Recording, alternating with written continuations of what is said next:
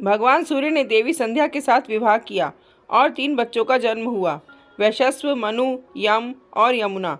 हालांकि संध्या सूर्य के लिए एक पवित्र पत्नी थी, लेकिन वो सूर्य की चमकदार प्रतिभा और गर्मी को सहन नहीं कर सकी। इसलिए वो सूर्य की प्रतिभा का सामना करने के लिए आवश्यक शक्ति हासिल करने के लिए तपस्या करने की इच्छा भी रखती थी। यह अपनी तपस्या के परिणाम स्वरूप हासिल की गई अपनी प्रतिभा को भी आगे बढ़ाना चाहती थी।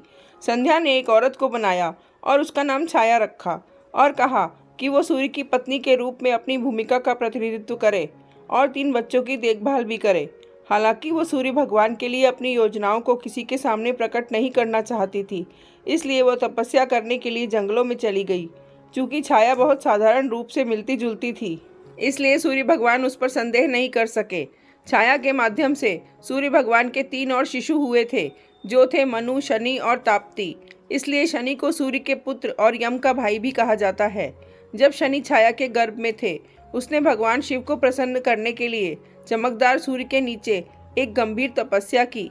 चूंकि वो पूरी तरह से भगवान शिव की प्रार्थना और पूजा में डूब गई थी, दिव्य शक्ति गर्भ के भीतर बच्चे का पोषण करती थी, इसलिए शनिदेव भगवान शिव को बहुत समर्पित थे।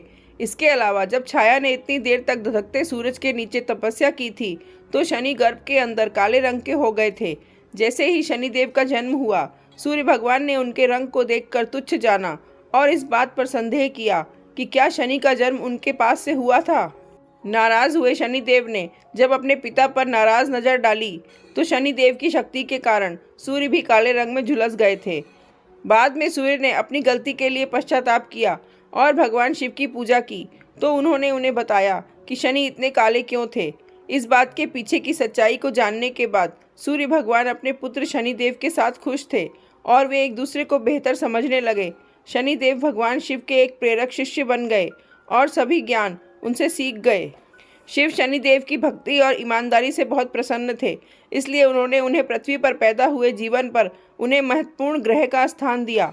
उन्हें लोगों द्वारा किए गए कर्मों के प्रभावों को वितरित करने की जिम्मेदारी दी गई। शनिदेव बेहद उदार भगवान हैं।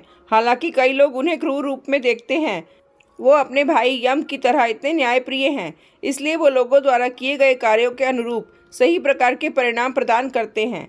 अच्छे कर्मों के साथ शनिदेव की प्रार्थना करने से उनके आशीर्वाद प्राप्त होंगे और पीड़ित लोगों को कम भुगतना पड़ेगा।